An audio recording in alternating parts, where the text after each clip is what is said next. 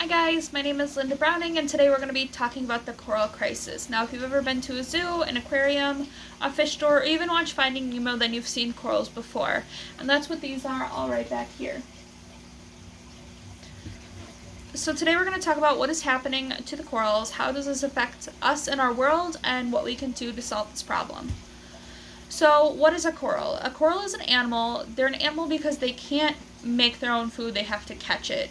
And they're part of an ancient symbiotic relationship. Now, this relationship benefits the coral, the marine animals, and the marine plants in the ocean.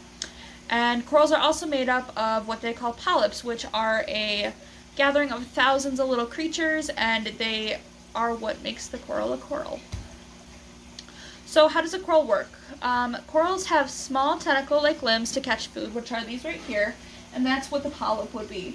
And then corals have what they call zooxanthellae. Now, zooxanthellae is an algae that helps produce oxygen, remove waste, provides the coral with what it needs to grow, and gives the coral its really bright, vibrant color. And you can see the zooxanthellae right here is more of a green color, while the polyp is clear. So the importance of corals. Corals act as a natural home for many fish, and without corals, those fish would start disappearing. Corals create mini ecosystems similar to the rainforest, where there's a lot of biodiversity in a very small area. And they also protect the coast from flooding and have a large influence on our economy. So we're going to talk about what's happening to corals. Corals, because of global warming, the ocean is warming and acidifying, which is quite dangerous for corals. The warming temperatures, acidity, and pollutions are causing coral bleaching. And then after coral bleaching, corals are facing massive die-offs. Now what you see right here is healthy coral versus dead coral, healthy coral versus dead coral. You can see quite a difference with the healthy coral being very vibrant and colorful, while the dead coral turns a sort of musky, dirty brown.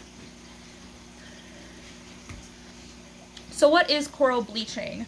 Coral bleaching is, if you remember the zooxanthellae we talked about earlier, it is when the zooxanthellae leaves the coral. The coral can no longer make food because the zooxanthellae is gone. They lose their vibrant colors and they can no longer receive oxygen from the algae. Basically, the symbiosis between the coral and the algae is now gone. So the coral bleaching process. So here we have healthy coral, which is right up here. Healthy coral and algae make food and oxygen together. Then you have fluorescent coral. Fluorescent coral is when the coral starts getting a super vibrant color, which is essentially what scientists would say is a form of signaling stress, like a think help me kind of situation. Then you have bleached coral. Bleached coral is when the algae has left the coral and there's no longer color or food for the coral, which is right here, and you can see it's very white and it's very empty of all marine life. And then after that, the coral is dead, which is right here, and the coral cannot survive without the algae, and now the polyps have died. So the effects of a coral die-off. Corals play a large role in our world, and the loss of corals would affect the economy and the environment detrimentally. So the economic effects of a coral die-off is the loss of local tourism, and because local economies receive billions of dollars from people coming to scuba dive, they stay at hotels near large reefs so that photographers go, they take pictures, people go to swim with corals and see all the different fish and turtles that tend to surround corals and coral reefs. And then there's also the loss of commercial fishing. So half of all federally managed fisheries depend on coral reefs. So once those coral reefs are dead, those fisheries that depended upon them no longer have the resources they need to keep fishing there, and they can't provide anything to the economy. So essentially, in all, $375 billion would be lost if our coral reefs all died. The environmental impact is a bit more important than the economical impact. Although that is important, the environment is a bigger picture kind of effect. So the loss of marine life, 25% of marine life depend on corals to survive. They live within the corals, they reproduce within the corals, They eat corals, so if that coral all dies, those fish have nowhere to live, nowhere to reproduce, and they have nothing to eat. Those species will start to die off too. So we'd essentially be losing 25% of our marine life if our corals died. And then you'd also lose biodiversity. So biodiversity is when you have a lot of different creatures in a small area. So again, similar to like a rainforest, if you kill off the corals, which had a ton of different animals and plants in that area, they would have no homes, they would have nothing to survive off of, so we would lose that biodiversity as well. And then we would also, corals provide a form of environmental protection. They help with breaking off the flooding because waves tend to hit the corals, and because it creates like a barrier between the waves and the land.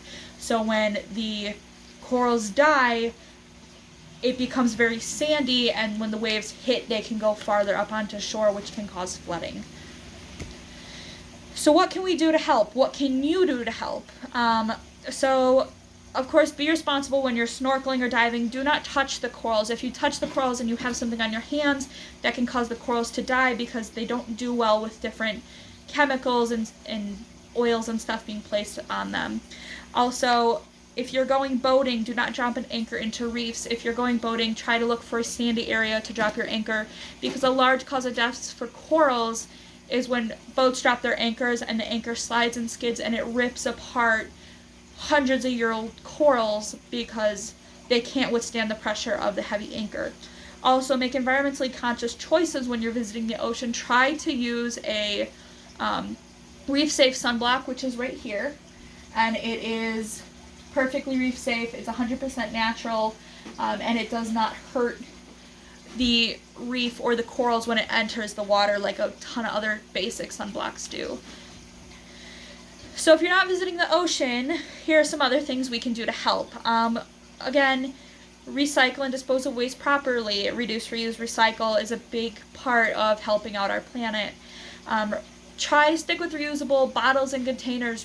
Eliminate the use of throwaway disposable plastic, because they have to keep making that plastic, and that produces more chemicals in the air, which creates warmer temperatures and stuff like that. Also, avoid the use of heavy fertilizers. Now, this might seem weird as we are all the way in Chicago, but water runs off and water tends to connect. So when we use heavy fertilizers and it drips down, it goes into waterways. Now, those waterways all somehow tend to lead back to the ocean. So we might not realize it, but if every single person is using a heavy fertilizer, that will get into our ocean and it is detrimental. Also, let's bike or walk instead of using a car. Get some fresh air, get some exercise, but that will help with the emissions that are released into the air. Less emissions equals cleaner air equals cooler temperatures. And talk about it. A lot of people aren't aware of what is going on in the ocean currently because it's kind of an out of sight, out of mind mentality. Whereas if you're talking about it, you're being vocal about it, a lot of people start to realize, like, oh, there is a problem. I don't see it, but I realize it. So definitely make sure to speak up about it. If you see somebody making a different decision, try to influence them, help them use reusable bottles and containers, limit plastic, recycle, stuff like that. What can the government do to help? Now, we are only one person, but if the government can get involved, that can make a huge impact, and they can increase funding to protect coral reefs and other fragile ecosystems. They can also create stricter laws on diving and interacting with marine environments, and monitor and find ways to regulate air pollutants. Again, cleaner air equals cooler ocean temperatures. And if many cities converted to clean energy, that would have a huge impact on our emissions in the world, which would, again, help with cleaning the air and cooling the temperatures of the ocean. And if they helped reduce and regulate the use of disposable plastic, that would be a major influence as well, because then we don't have to worry about producing so much plastic, and we don't have to worry about it getting into our oceans and hurting our marine life. So here's what to take with you. Corals are a crucial part of our world, and we must do everything we can to save them. If we don't act now, we might not be able to act in the future. Corals are dying at an extremely fast rate, and they can't be grown quickly. It takes a really long time for corals to get to such a large size. So when we destroy a really old coral, we can't replace it that fast. So we have to act now to save the corals for the future. And if we do that, then there is hope on saving this extremely interesting, amazing marine ecosystem. Thank you.